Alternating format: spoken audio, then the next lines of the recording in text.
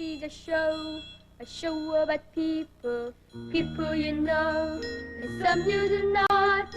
This is a show about people, giving and sharing and caring a lot. This is a show about goodness and kindness and hope and charity too. This is a show about beautiful, wonderful people like you.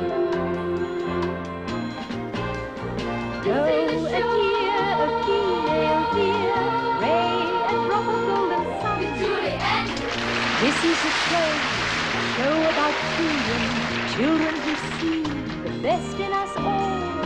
This is a show about children living and laughing and having a ball. This is a show about hugging and holding and loving and trying to please.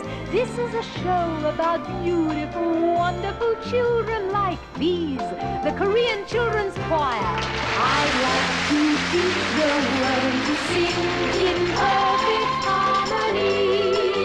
I'd like to hold it in my arms and keep it company. The Muppets! This is a show about pleasure and fun, about a place in the sun, about a wonderful feeling of universal bliss. Yes, this is a show about this. This is a show for you.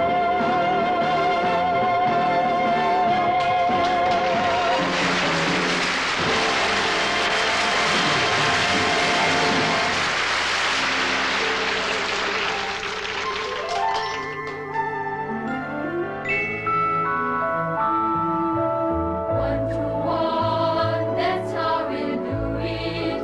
Each his own way, having one who needs a hand. One to one, we will see to it. Each his own way, having one to understand that one man alone can do very much. To read the word of God is pain, but if one man alone reaches out to touch one other man, then all the world will gain. Suddenly, a strange thing happened. The crowns belonging to the Queen and Prince disappeared right off their heads.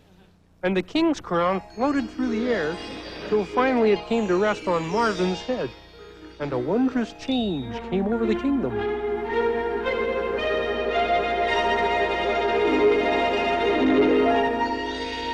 Oh, look, it's the sun! The sun! Oh, the sun! Hey, come on, you don't have to do that. Get up, Prince. You too, Queenie. All you have to do is to enjoy the warmth and light of the sun with me. And with him. And the sunshine of love came to the little kingdom and stayed in their hearts forever and ever. When one of us is gone and one is left alone to carry on, then remembering will have to do. Our memories alone will get us through. Think about the days of me and you and me against the world.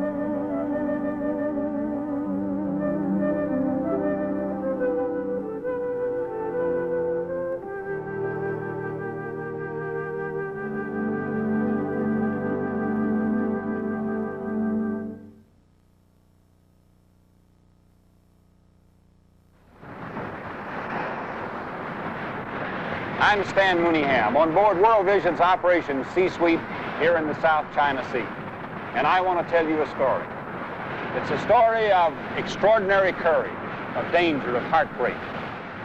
When Southeast Asia fell to the communists in 1975, there were thousands of families who, prizing freedom above everything else, put the most precious cargo they had, their wives and children, into frail fishing boats and set sail on these open seas for anywhere. They've been fleeing in numbers of up to 5,000 every month. There are confirmed reports of vessels being seized by pirates, the women raped, and the men thrown overboard. Most of the boats are unseaworthy and simply sink with the first storm. Right now, it is estimated that there are from 5,000 to 10,000 people adrift in these waters, with no guarantee of a safe landing anywhere. This special report is about these boats, the people in them, and our response to this very real human tragedy.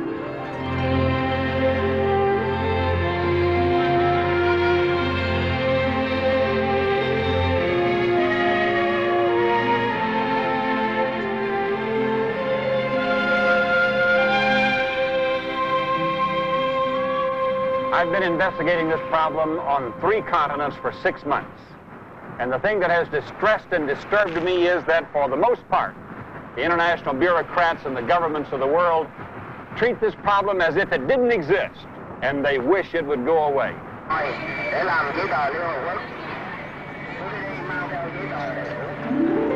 To finally see those faces, to know we're close enough to help. The excitement aboard our ship was electric. The captain comes on board and Bert gets right to the point of meeting their needs. The United States who have come out here to help refugees, okay? We will give you fuel and water and food. If you have anybody aboard that is sick, very sick, That's getting seasick, sir. the captain has the charge up.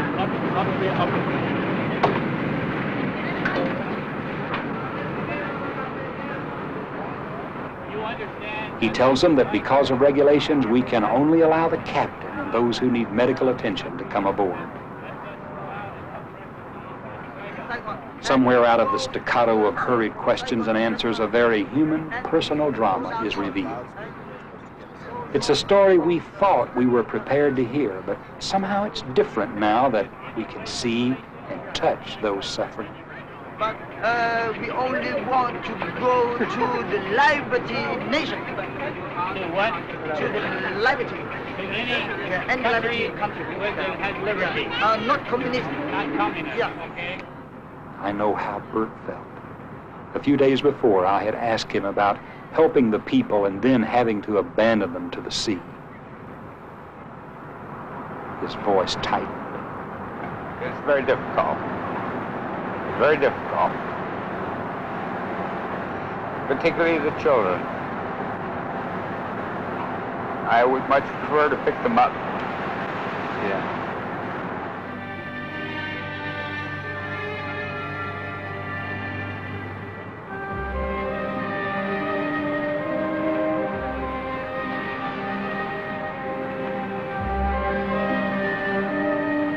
As I felt this kinship, I couldn't help but think of the thousands of others still drifting on these waters, and how much we need you to help us rescue them.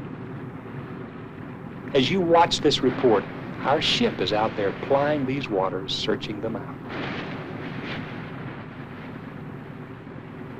We need you to be a part of this mission of mercy.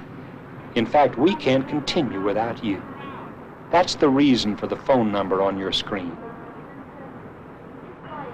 It's your personal lifeline to one of these people, one of these families. A gift of $35 can provide a boat pack, a means of survival for one family for 1 week. And we need many continuing gifts of $10 a month to keep our mercy ship on these waters. Whether your gift is $15 or $1,500, large or small, some family on the South China Sea needs the help you can provide right now. Pick up your phone. The number is toll-free. Call now.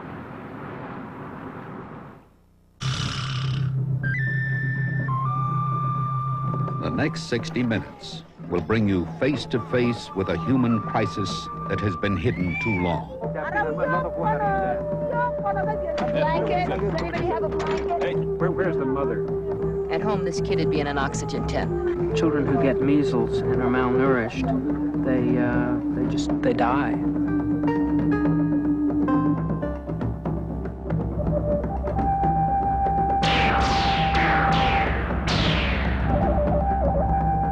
Crisis in the Horn of Africa, presented by World Vision.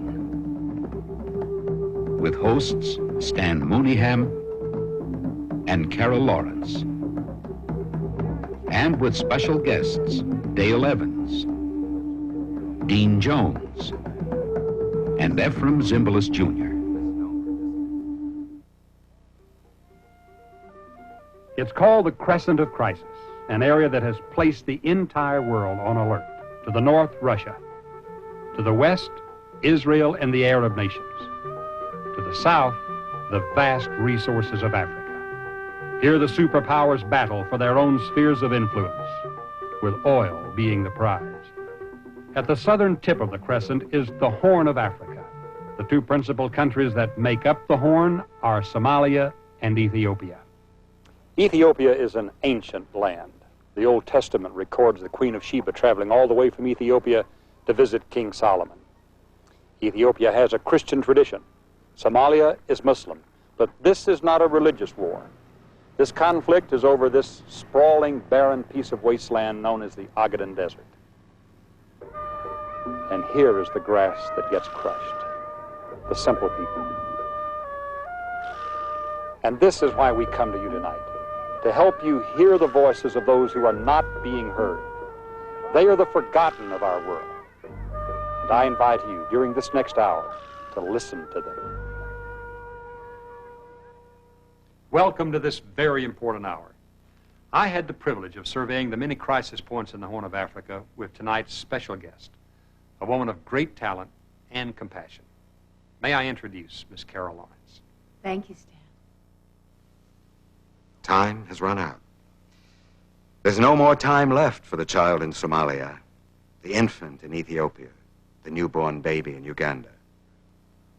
But you can turn the hourglass around. With your dollars and your prayers and your assistance, you can turn the hourglass around so that others in similar circumstances will have the gift of hope. In the time it takes you to pick up a phone and call, lives are at stake. Don't let them go. It's all a matter of time. As long as I live, I don't think I'll ever be able to forget Noria and the terrible choice she had to make as to which of her sons would live or die. I know that my sons are only 15 months apart and were constantly taken for twins. I only thank God that I never had to face the agonizing choice Noria did. But right now, you have a choice to make too. To help or to turn aside. To say yes or no. Make the right choice.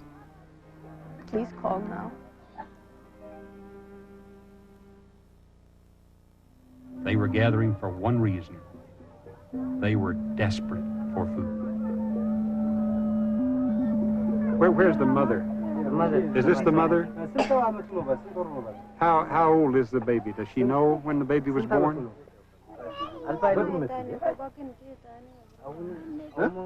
Would you say a few months old, maybe a year old?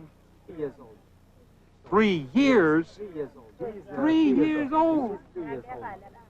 That baby doesn't weigh 8 pounds, 6 pounds, 7 pounds. But that little leg, just look at that. Oh, I can't believe it. Oh, dear little guy. In the whole country, there are 5 million people affected by drought and severe hunger. Again, months ago, we budgeted $35,000 for specific relief projects in Ethiopia. But what I saw during those days changed our plans. You can't stand there and see so much need without doing something. So we've just decided on a series of emergency programs in Ethiopia that are going to cost over $3 million this year. We've got a staff of over 100 people working in cooperation with the government and through the churches in a coordinated life-saving effort. As an immediate measure, we've sent grain, cooking oil, powdered milk, clothing, blankets, and medical supplies. If ever a people needed a faithful, consistently compassionate response, It is these beautiful, determined people of Boumé. Your monthly gift of $14 or even more over this next year is needed now.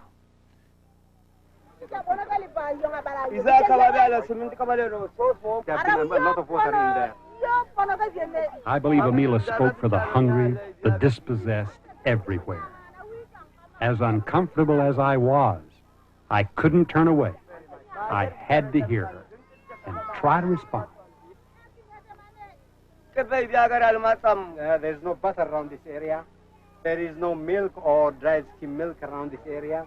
Every morning we wake up, we don't eat any breakfast, and we walk with empty stomach up to this relief center, and we don't get anything. And when we saw the plane coming this morning, we thought that there were some relief items.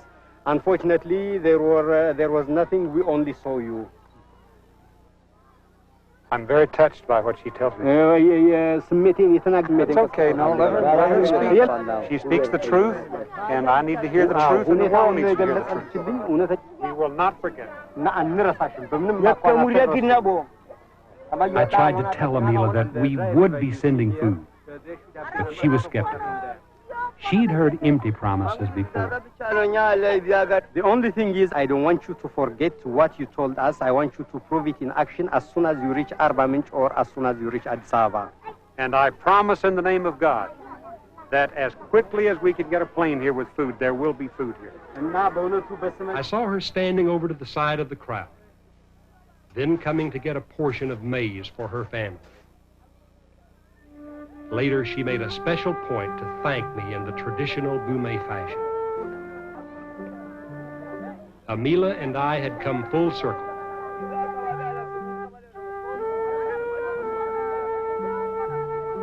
She had placed her trust in the word of a stranger. And because of the faithfulness of God and people like you, I was able to honor her trust.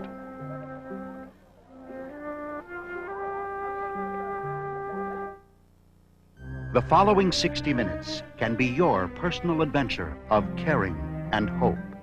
With Gary Collins and Marianne Mobley visiting Ethiopia and Cambodia with special guests Susan Howard, Leslie Uggams, and Dennis Weaver. Tonight, World Vision presents Children Running Out of Time. And now, Gary Collins and Marianne Mobley. Welcome to this hour about children. We're aboard a World Vision relief plane. We're flying toward the Gondar region of Ethiopia. Clear on the left side. Don Craig, our MAF pilot, told me we're carrying a little over 2 tons of grain, food supplements, and medical supplies. Well, we're presently flying to Zuwai Hamoz at 46 miles from Gondar.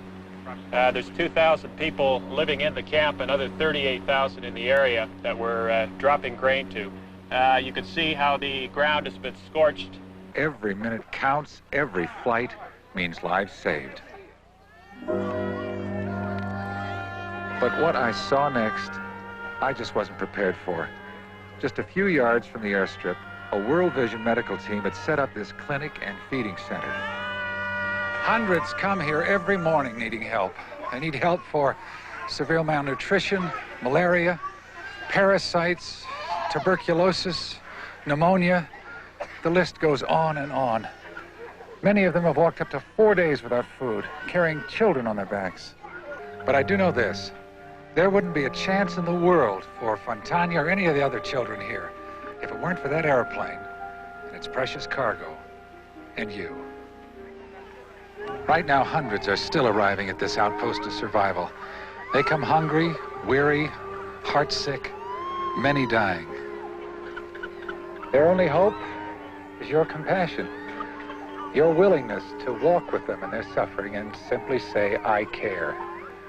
And for a baby like Fontai, those words can mean life itself. Call right now. Right now, all over the world, World Vision is helping save the lives and futures of children. We want to say yes to everyone who comes to us, but our resources are stretched to the absolute limit.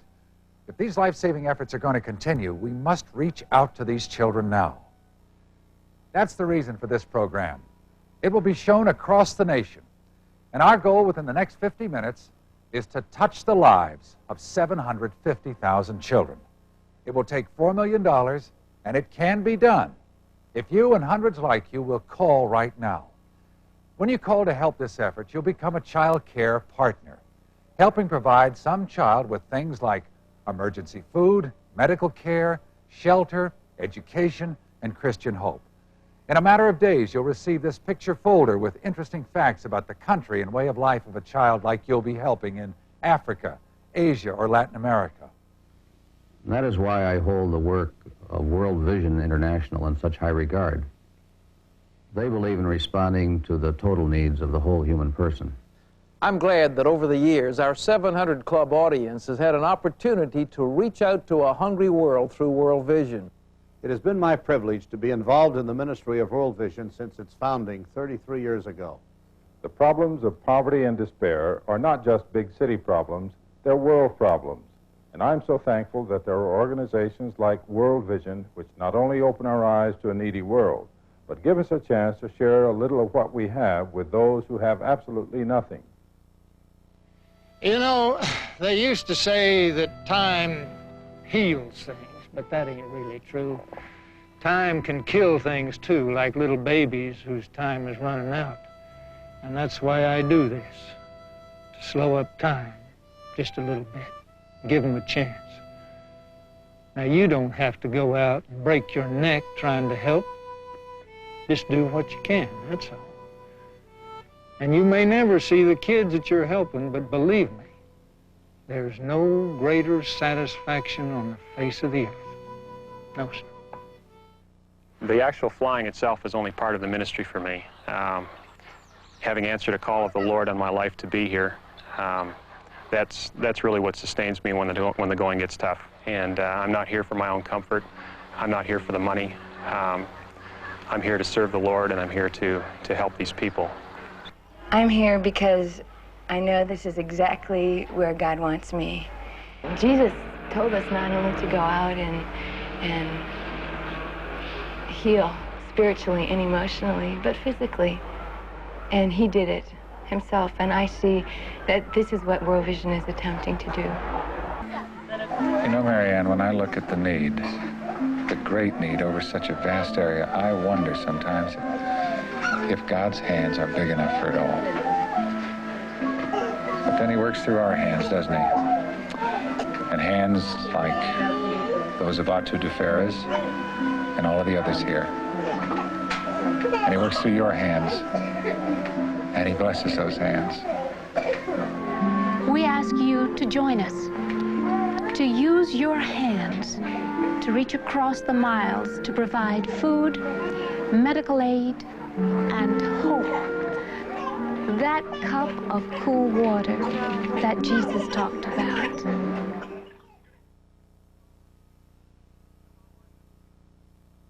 Hello, I'm Edwin Newman. Recent news reports have begun to lift the curtain on perhaps the greatest human need crisis of our time.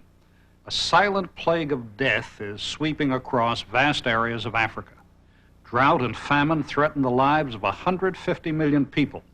The United Nations estimates that 20 million people are in danger of immediate starvation.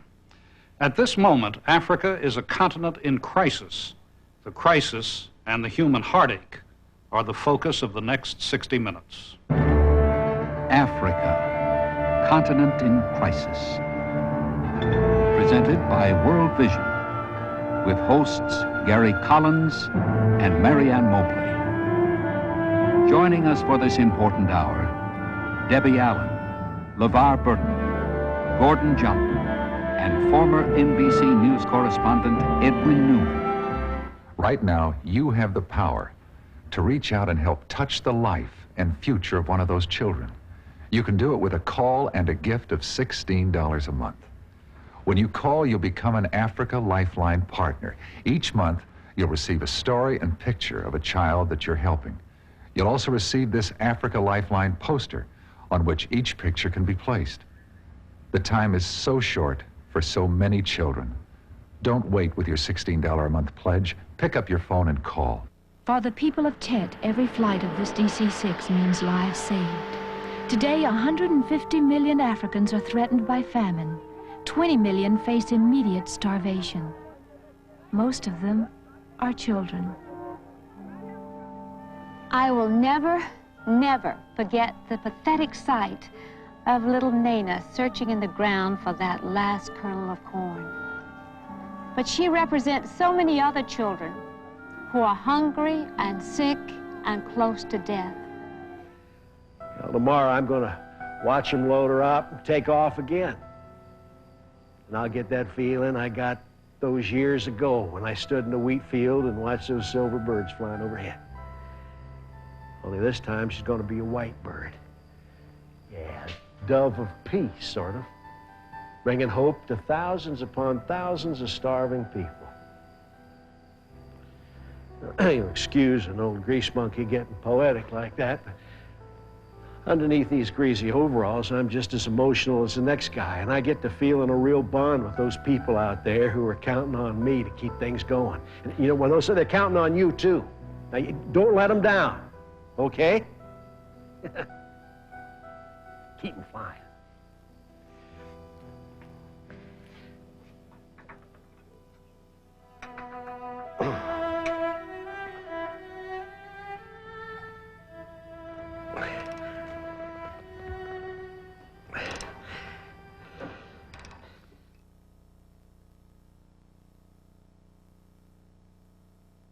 Just days ago, in the mountains near Armero, Colombia, a volcano that has not erupted in 400 years came to life overnight. In the middle of the night, before anyone could escape, an estimated 20,000 people were buried alive. The following is an on-site World Vision report on what has become one of the worst natural disasters in modern times. Emergency report, Colombia's tragedy. Presented by World Vision. In Colombia is World Vision's Executive Vice President, Bill Cleaver. I've just arrived here on the outskirts of Armero, and I'm overwhelmed by what I see.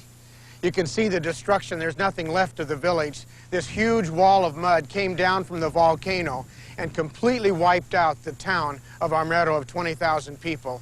As I walked here along the edge of the mud, I could imagine the little ranch that used to be here was a cotton ranch. Those people have lost everything. I suppose when I first got here, one of the things that hurt me the most was to look out.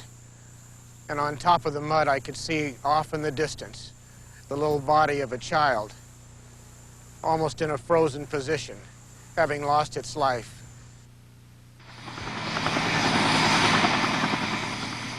These were the scenes that were sent around the world short days ago. Desperate attempts to rescue the living from among 20,000 people who were buried alive. The effects of a volcanic eruption in a town in Colombia brought about what could be one of the greatest natural disasters of modern times. Death came with the force of a huge explosion. 3-story concrete buildings were leveled in a moment. Survivors said the whole world began to scream. Right now, as survivors try to recover, World Vision staff in Colombia is trying desperately to meet emergency needs. World Vision is an international Christian relief and development agency that is committed to meeting just such crises. This crisis still continues. Thousands stand in desperate need of help. The survivors of Colombia's tragedy need your help now. Your call and gift of $25 or more can help supply one family, one orphan child, one mother who has lost her children with emergency food, blankets, medical care, and temporary shelter. Gifts of $50 or $100 can do even more. If we act now, lives can be saved. We cannot wait. Your help is urgently needed. Please call the toll-free number on your screen. If you're not near a phone, you can write to this address. Columbia Relief, World Vision, Pasadena, California, 91109. Please help bring hope to a family, to a child of Colombia's tragedy. We were running, but trees were in the way. What does she think happened to her niece? ¿Tú podrías decirnos qué crees que pasó con tu sobrina? My niece? I believe she died. No one was there to help them. My family was in different barrios of Armero. Perhaps they could have been rescued. Most of the dead were children and old people. While at the hospital, this man named Jose came with a list searching for missing relatives. Happily, he found a niece. He fears all the rest of his family are gone. Jose told me that during that horrible night when the waves of mud thundered through Armero, all 20 of his family were separated. He was rescued while sinking in mud up to his waist. He lost everything. I told Jose that we would do everything we could to help him.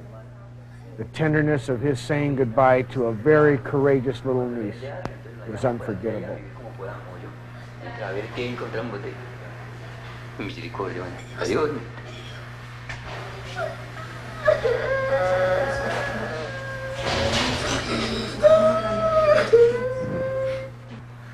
We have a commitment here in World Vision to reach out to Jose for these next days and weeks, but there are thousands of others just like him.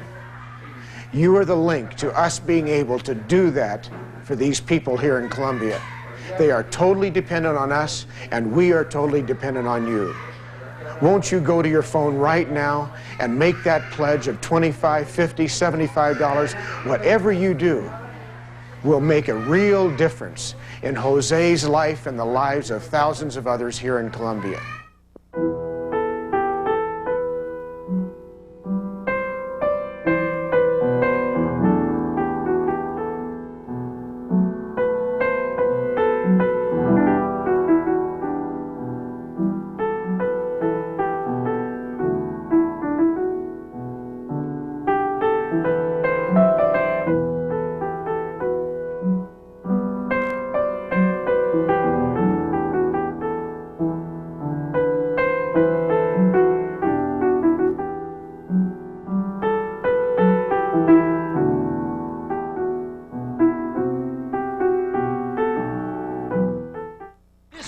Chance to help change the life of one child forever, to share your love that rescues. Now, here are your hosts for this important special, Sarah Purcell and Michael Gross. Welcome, friends, to a special program full of compassion for children, Love That Rescues. You'll be helping provide the kind of loving care that can change a child's life forever. What I've seen in the last week here in Mali and just the last 2 days here in this hospital in Gao has touched me, and I hope that it will touch you too, and that you will go to the phone and make that call. Help us rescue one of these children now. Michael, how many children are still without sponsors? Okay, Sarah, we began with 4,000 picture folders in the studio, on our walls all across the studio. Children who still need sponsors. As of this moment, are 2,129, meaning 1,871 children have been rescued. We're halfway there. We have all become painfully aware of the plight of millions of children in our world who suffer because of poverty, hunger, and disease.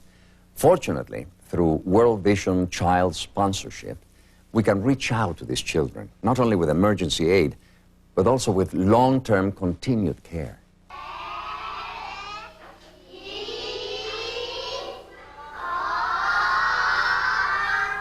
For Adriana, the door to freedom and a happier life is open, thanks to a very special family back home that cares enough to sponsor her month by month. Children like Adriana deserve the kind of love that Jesus shared in every word and deed. Each of us can help put his love into action by helping just one boy or girl. You can send a little bit of love. You can take time to do something for someone else. You can send a few dollars a month to take care of some child somewhere in this world who needs that little bit of love. God bless all of you, and keep on rescuing these children with your love. Bless Thank you. you. Bye-bye. Bye-bye. Thank all of you, and all of you. Y'all are You're great. all busy on the phones. I love seeing that. What do you like to be when you grow up? Engineer. An engineer. That's wonderful. Hey, good job. Right. A what? Teacher. A teacher. There you go, profesor. Licenciada. To have a degree. Great. Look at this. You got your work cut out for you here. Lo que quiero preguntarle es que cuando ustedes pueden venir a ayudarle al profesor a arreglar la escuela. When are you coming? When are you able to come and help the teacher build the school?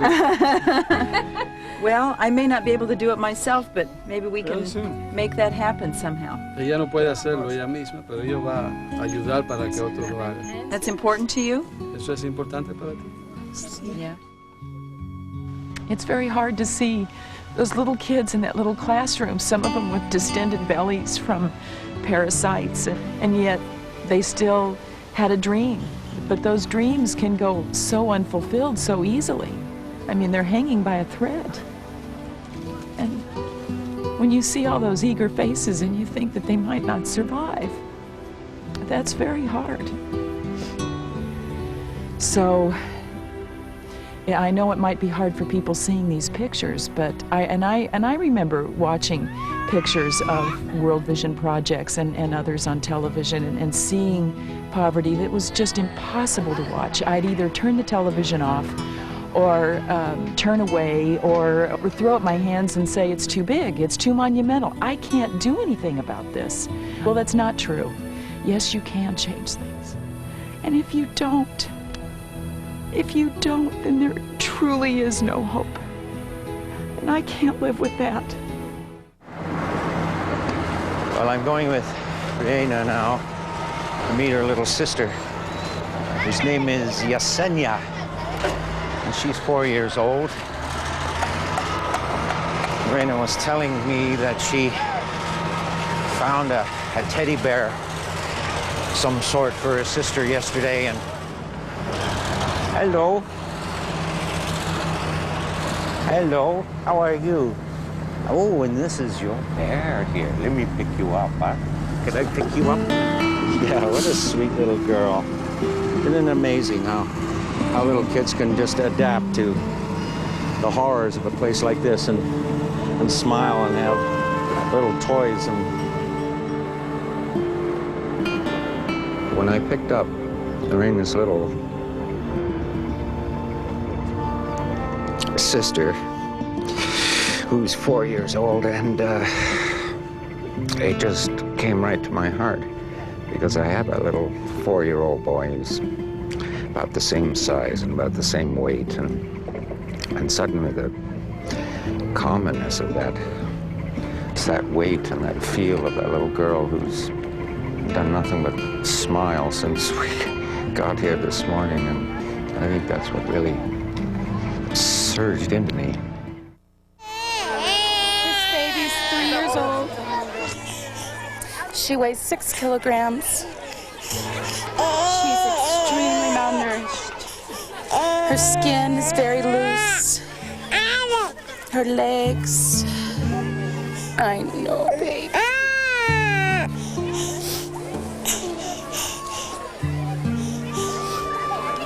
This child has scabies. He's already lost a fingernail. This little girl here has vitamin A deficiency so badly that she has lost the sight in her left eye. These moms, these families are so in need. And sometimes we wonder, what on earth can we do? What can we possibly do to change the world? I'm just one person. We can't turn away from the cries of children like this. The more they cry, the more they need our help. If Jesus were here, what would he do? I know that he would take them each one by one into his arms. We have a right, a responsibility, an obligation, a challenge, a privilege to help these children.